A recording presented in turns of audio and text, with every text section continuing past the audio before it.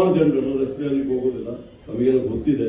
ಸ್ವತಂತ್ರ ತಗೊಂಡ್ರು ಮತ್ತು ನಂತರ ಇಂದಿರಾ ಗಾಂಧಿಯವರು ಈ ದೇಶದಲ್ಲಿ ನಾವು ಅವತ್ತು ಯಾವುದೋ 48 PL 480 ಬಿಟ್ಟು ನಾವು ಭಿಕ್ಷೆ ಬಿಡ್ತಾ ಇದ್ವಿ ಅಮೆರಿಕದ ಹತ್ರ. ಇದು ಕೊಡಿ, ಅವರು ಸಮುದ್ರಕ್ಕೆ ಹಾಕ್ತಾ ಇದ್ದು ಗೋಧಿನ ತಗೊಂಡ್ಬಂದ್ಬಿಟ್ಟು ರೇಟು ಕಡಿಮೆ ಆಗ್ತದೆ ಸಮುದ್ರಕ್ಕೆ ಆಗ್ತಾ ಇದ್ದು ನಮ್ಗೆ ಕೊಟ್ಟರು. ಸ್ವಲ್ಪ ಹಾಲು ಹುಡಿ ಕೊಟ್ಟರು. ನಾವು ಅದಕ್ಕೆ ಹೋಗ್ಬಿಟ್ಟು ಅವರ ಮನೆ ಮುಂದುಗಡೆ ಕೈ ಮುಗಿದುಕೊಂಡು ನಿಲ್ತಾ ಇದ್ದ ಒಂದು ರಾಷ್ಟ್ರ. ಇಂದಿರಾ ಗಾಂಧಿಯವರು ಏನು ಮಾಡಿದ್ರು? ಇಂದಿರಾ ಗಾಂಧಿಯವರು ಈ ಒಂದು ಗ್ರೀನ್ ರೆವಲ್ಯೂಷನ್ ಅದರಲ್ಲಿ ಜಗಜೀವನ್ ರಾಮ್ ಅವರು ಫುಡ್ ಮಿನಿಸ್ಟರ್ ಆಗಿದ್ದರು, ನಂತರ ಸಿ ಸುಬ್ರಹ್ಮಣ್ಯಂ ಆಗಿದ್ದರು, ನಂತರ ಈಗ ಮೊನ್ನೆ ತಾನೇ ನಮ್ಮ ಡಾಕ್ಟರ್ ಸ್ವಾಮಿನಾಥನ್ ಅಂತ ಬಿಟ್ಟು ಅವರು ತೀರೋರು.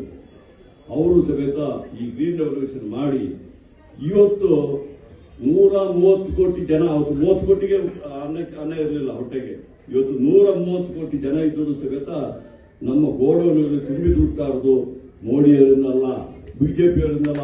ಅವತ್ತು ಕಾಂಗ್ರೆಸ್ ಪಕ್ಷ ಮತ್ತು ಇಂದಿರಾ ಗಾಂಧಿ ದೂರದೃಷ್ಟಿಯಿಂದ ಮಾಡಿದ್ದನ್ನು ಹೊರತು ಇರಲಿಲ್ಲ. ನಂತರ ತಮಗೆ ಗೊತ್ತಿದೆ, ನೆಹರು ಅವರು ಎಲ್ಲ ಪಬ್ಲಿಕ್ ಸೆಕ್ಟರ್ ಅವತ್ತು ನಾವು ಹೋಗಿ ಸರೆಂಡರ್ ಆಗ್ಬೋದಾಯ್ತು ಅಮೆರಿಕಕ್ಕೆ, ಬಟ್ ನೆಹರು ಅವರು ಮಾಡಲಿಲ್ಲ. ಅವರು ನಾನ್ ಅಲೈನ್ಮೆಂಟ್ ಮೂವ್ ಮಾಡಿಬಿಟ್ಟು ನಾವು ಯಾವುದೇ ರಷ್ಯಾದೊಟ್ಟಿಗೆ ಸೇರೋದಿಲ್ಲ, ಅಮೆರಿಕದೊಟ್ಟಿಗೆ ಸೇರೋದಿಲ್ಲ ಅನ್ನೋ ನಿರ್ಧಾರ ತಗೊಂಡು ಇವತ್ತು ನಾನ್ ಅಲೈನ್ ಮೂವ್ಮೆಂಟ್ ಮಾಡಿಬಿಟ್ಟು ನಾವೇ ನಮ್ಮ ಸ್ವಂತ ಕಾಲದಲ್ಲಿ ನಿಲ್ಲಬೇಕು. ನಾವು ಈ ಮೇಕ್ ಇನ್ ಇಂಡಿಯಾ ಅಂತ ಹೇಳ್ತಾರಲ್ಲ, ಆಕ್ಚುಲಿ ಅದನ್ನು ಮಾಡಿದವರು ಪಂಡಿತ್ ಜವಾಹರ್ಲಾಲ್ ನೆಹರು ಈ ಪಬ್ಲಿಕ್ ಸೆಕ್ಟರ್ಗಳೆಲ್ಲ ತಂದುಬಿಟ್ಟು ಮಾಡಿದ್ರು.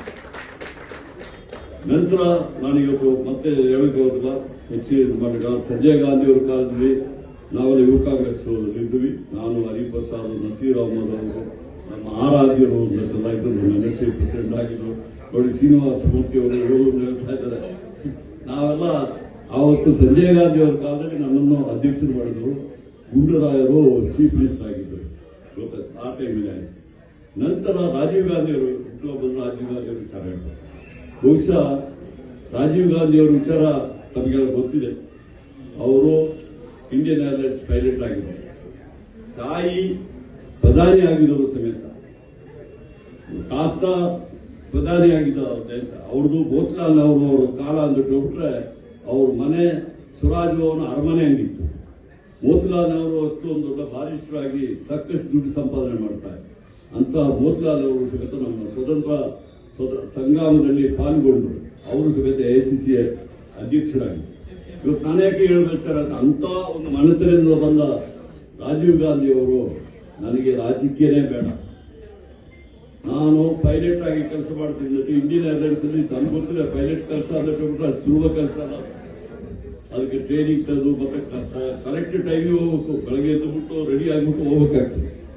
ಈ ಕೆಲಸ ಮಾಡಿಬಿಟ್ಟು ಅವ್ರು ಬಂದರು. ದುರದೃಷ್ಟವಶಾತ್ ನಮ್ಮ ಸಂಜಯ್ ಗಾಂಧಿ ಅವರು ತೀರಿ ಹೋದ್ಮೇಲೆ ಇವತ್ತು ಕಾಂಗ್ರೆಸ್ ಪಕ್ಷ ಅಂದ್ರೆ ಈಗ ಟೀಕೆ ಮಾಡಬಹುದು.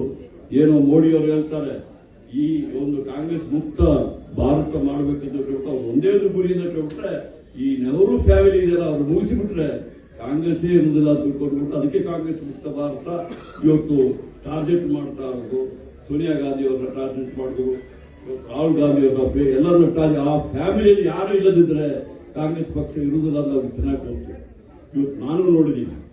ಅವತ್ತು ಸೋನಿಯಾ ಗಾಂಧಿ ಅವರು ಏನಾದ್ರು AICC ಅಧ್ಯಕ್ಷರಾಗಿದ್ದರೆ ಸೀತಾರಾಮ್ ಕೇಸರಿ ಬಹುಶಃ ಈಗಾಗಲೇ ಕಾಂಗ್ರೆಸ್ ಮುಕ್ತ ಭಾರತ ಆಗ್ತಿತ್ತು.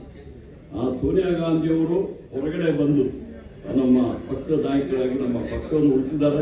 ಮತ್ತು 10 ವರ್ಷಗಳ ಕಾಲ ಈ ರಾಷ್ಟ್ರದಲ್ಲಿ ಒಂದು ಒಳ್ಳೆ ಸರ್ಕಾರವನ್ನು ಮನಮೋಹನ್ ಸಿಂಗ್ ಅಂತ ಒಳ್ಳೆ ಆರ್ಥಿಕ ತಜ್ಞರಿಂದ ಪ್ರಧಾನಿ ಮಾಡಿದ್ದಾರೆ. ನಾನು ಈ ವಿಚಾರ ಯಾಕೆ ಹೇಳ್ತಾ ಇದ್ದೀನಿ ಅಂದ್ರೆ 69 ವರ್ಷ ಅಥವಾ 70 ಎಷ್ಟು ವರ್ಷ ಇರಲಿ ಕಾಂಗ್ರೆಸ್ ಇಲ್ಲದಿದ್ದರೆ ಇವರು 15-16 ವರ್ಷ ಇವರು ಇದ್ದರು. ಅದರಲ್ಲಿ ನನಗೆ ಒಬ್ಬರ ಮೇಲೆ ಗೌರವ ಇದೆ. ವಿರೋಧ ಪಕ್ಷ ಇರಬೇಕು, ವಿರೋಧ ಪಕ್ಷ ಇರಬಾರ್ದು ನಾನು ಹೇಳೋದಿಲ್ಲ. ಅಲ್ಲಿ ವಿರೋಧ ಪಕ್ಷದಲ್ಲಿ ಒಬ್ಬರು ಲೀಡರ್ ಇದ್ದು. ಹೆಚ್ಚಿನ ವಿಡಿಯೋಗಳಿಗೆ ಪ್ರತಿಧ್ವನಿ ಯೂಟ್ಯೂಬ್ ಚಾನೆಲ್ ಸಬ್ಸ್ಕ್ರೈಬ್ ಮಾಡಿ, ಬೆಲ್ ಐಕಾನ್ ಕ್ಲಿಕ್ ಮಾಡಿ.